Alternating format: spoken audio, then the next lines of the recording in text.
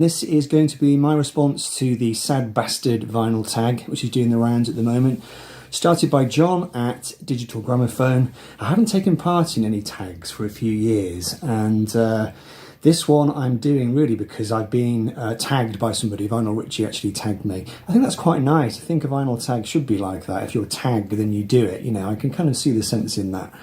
So I thought I'd do it. Also, it's a good cause as well. John has given us a link to a charity, a mental health charity called Backline, which supports musicians and their families who encounter problems with ill health, and 'tis the season of mental ill health, but hopefully I'm going to keep myself afloat with the use of an artificial Christmas tree. I'm actually allergic to real Christmas trees, which is why we always have to have an artificial one. Anyway, there are 13 questions and let's make a start. So the first question, an overplayed sad song. So I'm actually going to go for maybe a surprise choice here. I'm going to go for Bohemian Rhapsody, which is a sad song, and it really annoys me when I hear people saying that this song is meaningless or is vapid or is banal. I mean, you can either see it as a metaphorical song, which I think it sort of was really. It was Freddie Mercury wrestling with his latent homosexuality, trying to come out, you know, facing certain conundrums in his private life. Or you just take the story at face value, in which case it's a song about a guy who has killed a man, and he is now facing retribution for that, and the story does not end happily. Nothing really matters. Anyone can see nothing really matters much to me. It's very tragic, and I think the song has been hugely overplayed. I think it was pretty much ruined by its inclusion in that film, whose name escapes me. You know, I know some people are fans of that film. That's absolutely fine. I think also because the song has this sort of cod operatic quality, it's easy to miss. There's a sort of genuine sadness at the heart of the song, but it is desperately overplayed. So I will have that as overplayed sad song. Right, number 2. You're listening to an album and somebody walks in and says, "What is this sad bastard shit?" So for this one, I've chosen an artist and an album which is not usually associated with miserable or sad music. This is World Party, the late great Carl Wallinger, of course. His stuff was usually quite upbeat. It could be melancholy, but it usually had a kind of happy, sad sort of quality. The camera just shook then because my dog just jumped up on the sofa. But there is a very, very sad song on this record, and it is called I Fell Back Alone, and it's a very bare, minimal song, and it really is, it's a bit of a downer as a song, really. Carl sings the following words: "If we walk through each other as we leave the room, you don't have to tell me that it's over. Whoever you were then, I never really knew, and you've got no need to know me now. You can't see the bottom from the top, you don't see the edge before you drop, and I fell back alone, I fell back alone, I fell." The awful grinding noise in the background, they're doing some work outside my house, they're making a new pavement outside, and there's a guy flattening the tarmac, so I apologise for that. Forever doesn't mean forever, it just means maybe some other time or place, but how can two souls still eat together when life has lost its taste? You can't see the bottom from the top, you don't see the edge before you drop, and I fell back alone, and I fell back alone, and I fell. And the tune is equally as sad as the words. So there we go, that's World Party from the great album Goodbye Jumbo. Rest in peace, Carl. Right, number 3, a sad album or song to many, but a dance party to you. I wasn't sure how to interpret this song, really. I've gone for a song, and I've sort of interpreted the question. I'm not sure that this was John's meaning, but a sad song, but the music is kind of happy, and you can easily miss that it's meant to be sad. I don't think that's what John was driving at. In fact, I suspect John had the opposite thing, but I'm going to go with that anyway. So a sad song, and it is clearly a sad song, but the music is so uplifting, and it's just one of those great sing-along songs, really. So I'm going to go with Photograph, one of Ringo's early big hits from his eponymous album. I can't get used to living here. Well, my heart is broke, my tears I cried for you. I want you here to have and hold as the years go by and we grow old and grey. Now you're expecting me to live without you, but that's not something I'm looking forward to. Every time I see your face, it reminds me of the places we used to go, but all I've got is a photograph, and I realise you're not coming back anymore. Pretty desolate stuff from the boy Ringo. Co-written by George Harrison, of course. Right, it's a love song, but it's sad. So this gives me a chance to talk about the Motors, my first favourite band, and I sometimes think they are still my all-time favourite band. This is their third album, Tenement Steps, from 1979. Interesting shaped album sleeve. And it features an opening track, which is, I think, one of the most stunning, bombastic, Heartbreak love songs of all time, produced by Jimmy Iovine from Tom Petty fame. I think it's by Andy McMaster.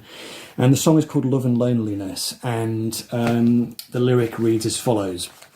And if you've not heard the song, you have to imagine it done in this very kind of overwrought, hugely bombastic style with driving drums from Terry Williams and all these banks of keyboards, very, very over the top, very overproduced, really, if I'm being honest, but it's great. You used to think that love was worth the time, when love was all we had. We didn't need distractions all the time, or being made to laugh. And then you said we had to build a home, and love alone could not provide. You said that money would never get us down. You didn't know you lied. Now loneliness is there despite the love we make, and loneliness knows where to find the friends we make.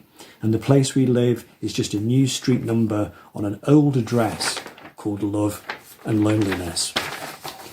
I'm getting goosebumps. I sometimes wonder how you see us now. I'd read your mind if I had the chance. I don't know if I'd ever find our love in there, or just old photographs. And now loneliness is there despite the love we make, and loneliness knows where to find the friends we make. And your friends come round and they act amazed. You show them round and they stand and praise. The life we live, that's just a new street number on an old address called Love and Loneliness.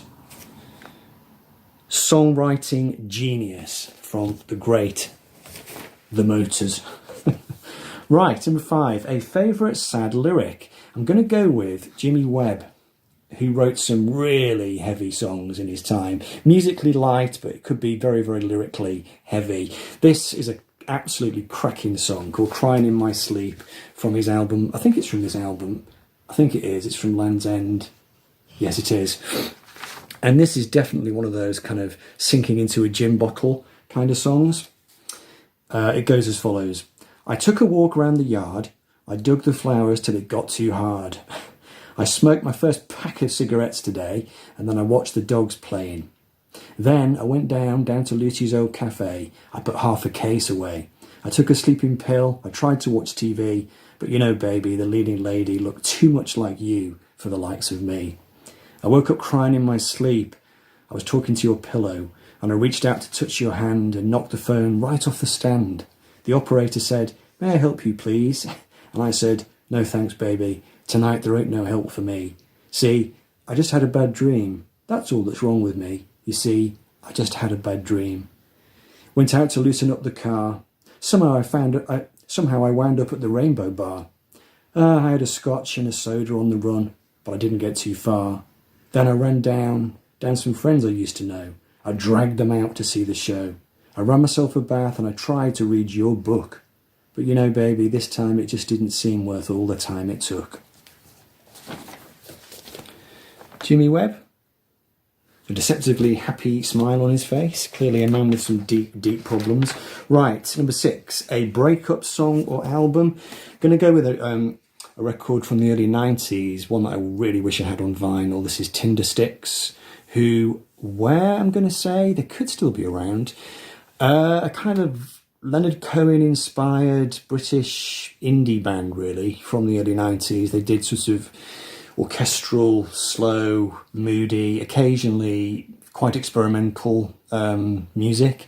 Bit sort of Velvet Underground, Scott Walker, that kind of thing. This is their first album, and it contains an absolutely brilliant song called City Sickness. And this is a great breakup song, because I think what's happened in this song is the guy has sent his lover packing for reasons that we don't know, and he's ended up in this strange city on his own, and now he's regretting what he's done. So here we go. City Sickness by Tindersticks. What a great cover. I'm crawling, I don't know where to or from. The centre of things from where everything stems is not where I belong. I have the city sickness growing inside me. So this is where I run for freedom, where I may not be free. I have these hands beating with love for you, and you're not here to touch. Sent you away. What else can I do when I need something that much? I'm hurting, babe. In the city there's no place for love. It's just used to make people feel better. That's not like us. I got this sickness as I got off the train. Now it chafes away at my heart until nothing remains. Top marks for using the word chafes in a song. Are there any other songs that use that word? Let me know. So yeah, that's the Great Tindersticks from their first album, which is definitely worth checking out. It's a long album, it's a gloomy album, but it's got some wonderful stuff on it. Right, number 7 is your favourite sad song by the Smiths. Now, I'm not going to do the Smiths. I don't mind the Smiths. My favourite song by them would probably be Read Around the Fountain, because it has Paul Carrack on keyboards. I'm going to go with Squeeze instead, because they were from the 80s and they were a great band too. So I'm going to go for the Squeeze album Play, which came out in, I think it was 1991, and there is an absolutely desolate song on this album, which is a wonderful overlooked album in their catalogue, sold diddly squat and is now largely forgotten. Chris Difford was not in a great mental or emotional state when he made this album. There are all sorts of stories attached to that. He was writing quite dark songs, might have been when his marriage was breaking up, I can't quite remember. Anyway, there's a great song on this album called Letting Go, which is a really desolate song. It's quite short. The musical accompaniment is very low-key. He's got brushes on the drums. It's got Steve Naive, actually, from Elvis Costello and the Attractions playing this absolutely desolate keyboard part. Anyway, the lyric is as follows. She plats her hair, I bite my nails. We balance love on the scales. I wind the clock and go to bed, and love is hanging on a thread. She gets undressed, I undress too. The draft is cold in my bedroom. We cuddle up and say goodnight, it's all the love there is tonight. I can't be brave enough, she cannot say what we're feeling. Day after day, we're going through the motions. We find it hard to let each other go. She boils the eggs, I make the tea. Outside, the sun shines on the street. We're at that point where love has gone. The fuse is lit, it won't be long. I take a walk, she cleans the house. This is the end, I'm in no doubt. But neither one of us can show the slightest sign of letting go. Maybe if he'd cleaned the house and let her go for a walk, that wouldn't have turned out quite so badly. But anyway, that's Play by Squeeze. Okay, right, number 8, the saddest song by a popular band. And this is one that occurred to me. This is a song which I absolutely obsessed over when I was in my student years, when I got my heart broken and I was in a right old state, and I used to listen to this song by the Police in the car constantly. And it's King of Pain, of course, which is one of their last singles. I know it comes right at the end, doesn't it, of the Every Breath You Take compilation, and of course this is the last Police album, so of course it's going to come late in their catalogue. But King of Pain, I'm not sure what was happening in Sting's life when he wrote this one, but I'm going to guess that he wasn't in a particularly great state. I'm not going to read the entire lyric, I'm just going to sort of read a bit of a cross-section. There's a fossil that's trapped in a high cliff wall, that's my soul up there. There's a dead salmon frozen in a waterfall, that's my soul up there. There's a blue whale beached by a springtime's ebb, that's my soul up there. There's a butterfly trapped in a spider's web, that's my soul up there. And then this absolutely brilliant bridge section. There's a king on a throne with his eyes torn out. There's a blind man looking for a shadow of doubt. There's a rich man sleeping on a golden bed. There's a skeleton choking on a crust of bread. And of course the main sort of chorus of the song, you know, I'm the king of pain. I guess I'm always hoping that you'll end this rain. But it seems to me that I'm the king of pain, something like that. Yeah. Very, very sad, bleak song by the Police from their final album, Synchronicity. Right, we're nearly there, Tears in Your Beer, a sad country song. So I'm going to go with a really sad song, actually, by the artist Dave Dudley, an American country artist. And the song in question is from this album. It's called 38 and Lonely. But I thought I'd show you as well this album cover by Dave, because this one is, I think, a much better cover, and it has quite a happy kind of picture there with him and his dog. But yeah, this particular song is called 38 and Lonely. Okay. She's hurt so many men, they say they've loved her. She gave herself not knowing they're all alive. Tonight she sits alone, no longer wanted, wishing she could relive her life. 37 single years has her thinking, what good did it do to be so kind? She's been the fool of many lie. She believed in the words, I love you, time after time. At midnight she'll be 38 and lonely. At midnight she'll be 38 and lonely. Dave Dudley didn't do a lot of, well, judging from these two albums, he wasn't a particularly miserable guy, and his songs tended to be quite upbeat, but that is quite a bleak one, so I thought I would include that. There he is there. Long past, I think, probably, Dave Dudley, and I would imagine his dog has gone the same way, but there we go. Dave Dudley. Country greatness.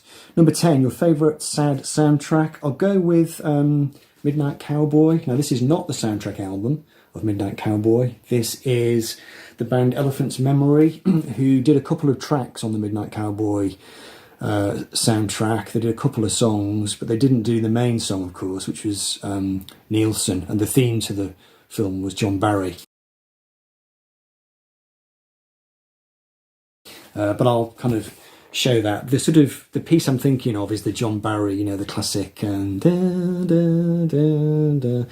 as the bus is driving through the streets of Florida at the end, and Joe realises that Ratso has died of pneumonia. You know, it's one of the most heart-rending climaxes to a film of all time, but an absolutely brilliant film, obviously, and a very heartbreaking soundtrack from John Barry. But I'm going to show this record. I've never actually owned the soundtrack record, but I do have that one. I'm only happy when it rains, number 11. So with this one, I'm just going to show all the albums I've got by Mickey Newbury, and the reason for that is that Mickey Newbury often wrote songs about rain, and he often in his songs actually had the sound of rain falling. In fact, one of these records, I can't remember which one it is, I think it has rain sounds in between every single song. So I think it might be this one. Mickey Newbury, who I think was from Nashville, an American singer-songwriter who never had a huge profile in himself, but he wrote loads and loads of songs for other people. You know, he wrote for Elvis and a huge number of different people. So that was his album Heaven Help the Child. We've got I Came to Hear the Music. Trying to keep that light off the... No, nice happy picture though. I just turn the light away a little bit, that will help, won't it? Might do anyway. Mickey Newbury, Rusty Tracks. I was going to read a couple of song titles off this actually, just to give you a sense of the kind of miserable songs that he always wrote. You Only Live Once in a While. If You See Her, that's a sad one. On this one, I'm sure there's a couple of really sad sounding songs. Why You Been Gone So Long. Sweet Memories. We've got the album Sailor. This one has Let's Have a Party. That doesn't sound very sad, does it? There's a part of her still holding on somehow. Let it go. Darling, take care of yourself. And then, which ones have I not shown? This one. We've got My Eye is on the Sparrow, which is a curiously named record. And this one has got Wish I Was on it. It Doesn't Matter Anymore. I Don't Know What They Wanted Me to Say. And then finally the album Lovers, with a very, very moody, sad-looking cover, with an empty whiskey bottle on the back of it. What have we got on here? When Do We Stop Starting Over? How's the Weather? If You Ever Get to Houston? Let Me Sleep.